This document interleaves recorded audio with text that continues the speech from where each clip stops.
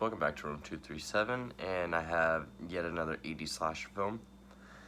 And funny thing is, I actually started this marathon about almost a month and a half ago, and this was actually one of the first three or so that I watched. But I, I, I said I'll get to the review later. Then I watched something else, reviewed that, kept pushing it back, and it's one of those 80s slashers that it just it slipped my mind. And now 35 movies later, I was like, well, I guess if I want to review it, I have to watch it again. So I figured do it now, get it done with. But yeah, I actually started the marathon with this, and I've done 35 in about a month and a half. So, but 1988's Iced, which is for free on YouTube.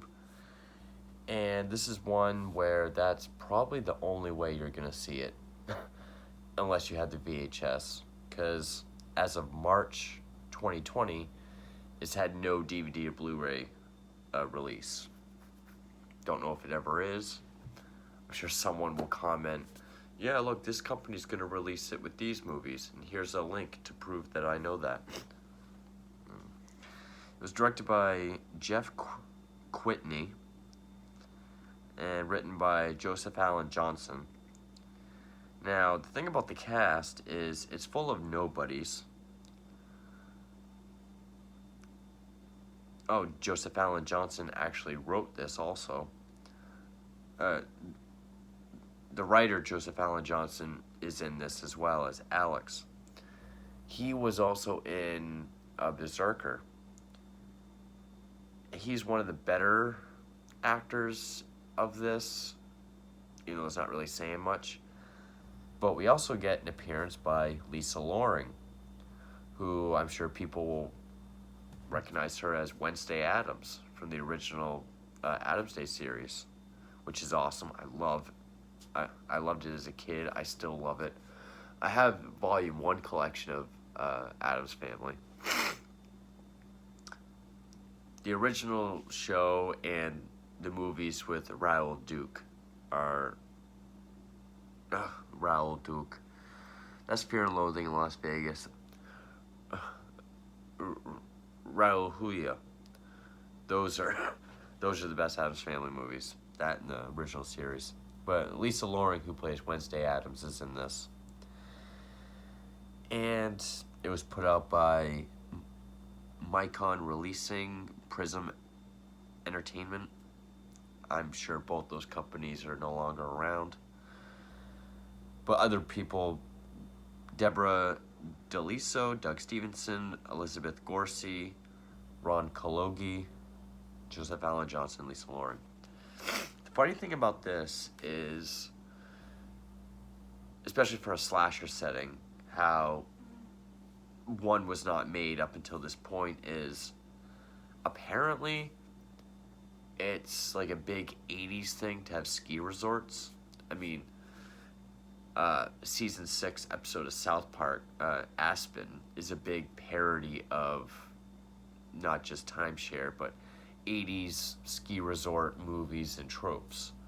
Hot Tub Time Machine did that. Everything 80s at a ski resort. When it comes to 80s outside horror, you know, like John Hughesy type stuff, I'm not very familiar. But, so maybe there's a bunch of ski movies out there, but this is actually a slasher film in the winter at a ski resort. And just thinking of how big ski resort the idea is for 80s, I'm really surprised it took until 1988 to do one. I mean, I feel 1986, like that's, like, it has that written all over it.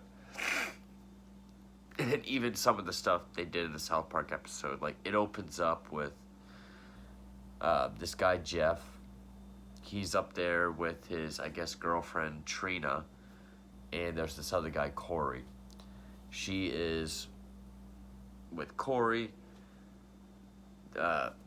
Corey and Jeff decide to ski, you know, for her affection. Corey wins. Jeff then goes down, he goes to the bar, gets really drunk, goes up to her room, finds them together. She pretty much says, "We're just friends, so get lost." Goes skiing while drunk, goes off a cliff, lands on rocks, and dies. And then it's some years later. I want to say it's 4 years, but I could have swore it said 5 years. I'm sure people will correct me in the comments, probably with the screenshot as proof that they know that.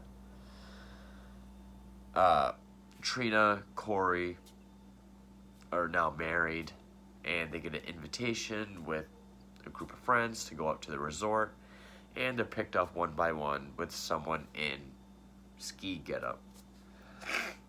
Which, the opening is very cheesy, but it does look kind of cool. It's sort of this upward angle shot, like a silhouette, and the light shining behind them. Think like the cover of John Carpenter's The Thing, kind of like that. Holding up the ski sticks, you kind of see the skis on his feet like that.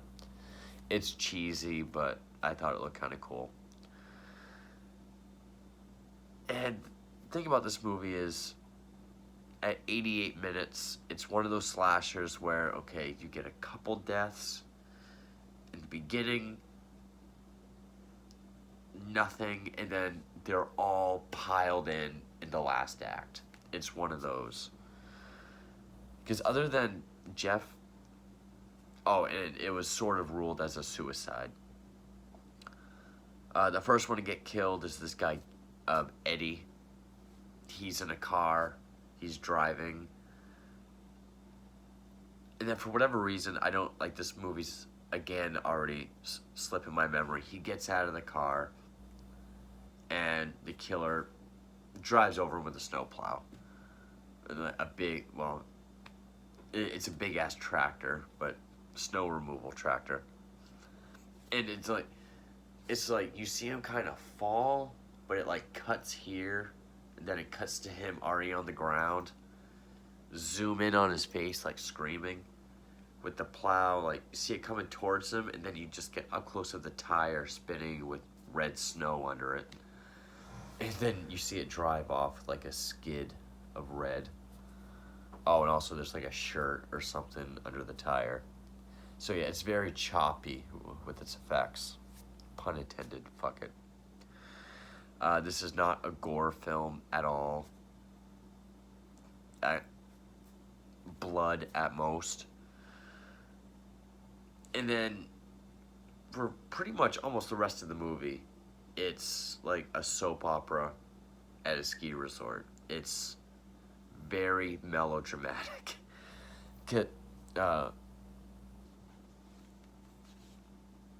Wednesday Addams, Lisa Loring, she's actually dating Eddie, the guy that just got killed by the snowplow. But she's bitching to some of the other girls, because they're girls. There's Jeanette, Lisa Loring, Diane, and Trina. And then guys, there's John, Carl, Corey, and Eddie, who's just killed. She's bitching about how she thinks he's having an affair and he's not going to show up. And then she's just hell-bent on starting an affair. One girl even suggests this guy, Carl, who, he's the cokehead. And throughout the whole movie, he's just doing more coke and getting more paranoid. He's got the classic 80s, like, I guess it's a mullet. Like the mullet look, but the back is like a tiny little ponytail. He is the biggest overactor of this movie.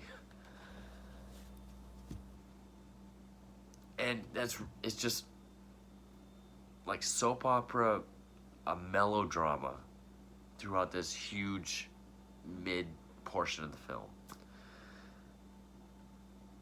And one thing, I don't know if this was intended, it had to have been, but we get sort of this cool Sam Raimi angle, at least that's what I call them, like cool inventive angles, where we see the killer's vision behind the goggles, which the goggles look red, but when we see his vision, it's like jaggedy, red around the out and then clear in the middle. So it's almost like looking out through like a shark's mouth, kind of. I don't know if that was intended, but that's what it looked like. Eventually, we see Joseph Allen Johnson's character, Alex, who, was he like the son? Like, the owner of the ski resort, or like his father was the owner and passed it down to him, or something like that. He, for whatever reasons, whatever plot point made it happen, he ends up going to the resort. Yeah, he ends up there, and Jeanette, has her affair with him. And yeah, Carl's just doing coke. Rest of the people are doing their own thing. And you do get eventually there's a phone call where it's for Jeanette. She answers it, gets pissed, thinks it's Eddie, and the person just says, "I'm with Jeff now." And as you get the biggest scene where Alex is saying, "Yeah, Jeff Stinson," and each person, when they talk to him, is like this sort of upward, like up close. Yeah. Like one guy is like, "Jeff, it was a friend of ours that died." Cuts to another one. He's like, "Why? Did you know him?" And then like one of the girls is like, "Jeff is dead." And then Alex is saying like, "Well, his name was on the list." List? What list? The list of everyone on the invitations. You talked to him directly? Well, no. And then when it cuts to Carl, like, he's almost normal, as if he missed his cue. Then he's just like, "Hey man, how'd you get our names?" So over the top. But then he does coke. He gets more paranoid. Thinks he hears something. Goes outside with a gun. And steps in a bear trap. And that's the last we see of him until he's found. So I guess we can presume he froze to death. And I don't really feel the need to go through everything in this movie. So like, one guy gets in the car, and the killer's in the back seat, takes the ski stick, sticks it through his neck and out his front. Probably the best effect of the film. It does look cheesy as hell, but yeah. And I will say, the killer in the back seat with the weapon, killing driver in the front seat, this was done way more believable than the ending of Texas Chainsaw Massacre, the beginning. The ending is still fucking stupid. You have like a 6.5 foot tall guy, 300 pounds, backseat of like a 1969 equivalent of a Civic, is able to start up and rev up a chainsaw, drive it through the front seat, while not being seen by the person getting in the car. So yeah, that guy gets that. There is an icicle death. Girl gets picked up by the throat, icicle in the eye. Most of these kills cut away. Jeanette gets electrocuted in a hot tub. And then, yeah, it all builds up until the reveal at the end, which kind of makes you wonder how the phone call happened. Like, from Eddie saying, "I'm with Jeff now." Spoilers, I guess. It's for free on YouTube. And like I've said for most movies on this in the slashers in this marathon. I can only recommend it if you feel like you have to see every slasher film. Uh, the last one I reviewed, Moonstalker, I talked about how it was kind of refreshing to have a snowy, wintry setting. Here it takes it to the next level and goes to a ski resort. And, you do have ski stick deaths, snowplow, icicle. It does utilize its setting. But it really does feel more like a poorly acted daytime melodrama with a couple kills put throughout it. The whole second act, like the end of the first, beginning of the third acts, is all just the drama. Like it really is like the last 10-15 minutes of the film. Do you really get your kills? But the killer is revealed to be Alex. He's getting revenge on all of them, specifically Trina, because he was good friends with Jeff. And we get a flashback that he was with Jeff the whole time the night he died. When he's in the bar talking out loud about Trina, Alex was actually sitting at the table with him. When he was skiing drunk, going off the cliff, he was actually behind him trying to catch him. Okay, fair enough. I didn't see it going that route. I did kind of figure what if he is the killer, but not in that way. I didn't think it was going to go that way. And then I thought this was just a cheap effect, but he's trying to kill Trina. She stabs him in the leg, and it's like nothing happens. There's no blood, doesn't seem to emote or react or anything. But you do get this cool chain effect where, because he's on top of her, she puts her foot on his chest, kicks him off. Corey shoots him, and he goes off she kicks him, so he's going. Then he's like right in the right view of the doorway for Corey, so he shoots him. Goes out the glass door, over the balcony, but a rope catches his foot that has the stabbed leg. He has a prosthetic leg. Because he fucked his leg up also that night skiing, trying to catch Jeff while he was drunk. And sort of have like a moment when the prosthetic leg comes undone. And literally, this is like, you see the leg and prosthetic come undone. There's like a half a second of like a dummy falling. And then the way Joseph Allen Johnson is, it looks like he was sitting and just fell backwards, like to get the shot that he landed. It was so cheaply done and poorly done. It looked like he was already sitting on the ground and just kind of, to get the upper body, just like fell backwards. But then we get the epilogue of 5 years later. Corey and Trina now have kids. They're back at the resort. She's building a snowman. Snowman starts to bleed, and with like a ski stick or an axe, the head of the snowman gets chopped off, presumably also killing Trina. Which I'm going to call them dumb characters because, one, why would you go back there after 2 events relating to the death of a friend? Jeff, and then the massacre.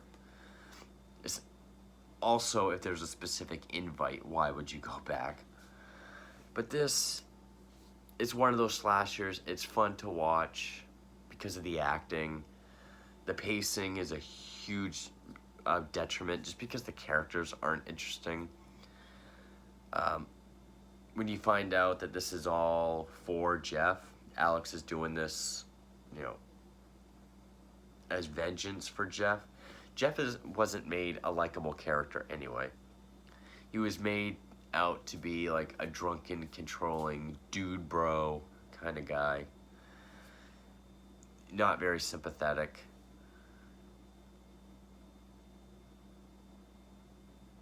It's a it's not obviously it's not like a Las Vegas bloodbath when it comes to acting.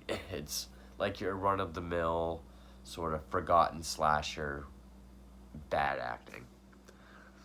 Um, it is unfortunate it never got uh, even a DVD. Maybe it will be found someday and it'll get a release, but especially when you consider what ones do have a DVD or even a Blu-ray. But at least it's on YouTube. So, but yeah, that is. Uh, you can probably tell how by me describing it. If you don't do the review right after you watch it, you're gonna. There's no point. Like I think I chose to get some sleep first, or I went to work. I don't remember what I did, but yeah, it was gone after that. It's like I'll watch this movie, then I'll just do both reviews back to back, and I couldn't do it. I just kept putting it off, watching it again. But yeah, it's more humorous than anything. It really needed. It's not like it really needed a higher body count, because I mean, you had was it 1, 2, 3, 4, 5, 7 deaths. That's fairly average. I would say definitely more spread out. That would have, the kills did utilize its setting with, snowplow, ski sticks, icicle. It did that well, and maybe more effects. I mean, it doesn't have to be a huge Tom Savini, masterpiece, but some effects. But the biggest thing that would have helped this would have been its pacing and more spread out kills. That definitely would have helped it. And these characters are just not interesting enough to have this level of melodrama. They're not interesting enough. The actors don't have the acting capabilities to make it interesting or worth watching. But yeah, so I finally got this one done. And of course, this is a different cover than you'll see in the thumbnail. The one in the thumbnail I actually like more. But that is 1988's Iced. Thank you for watching.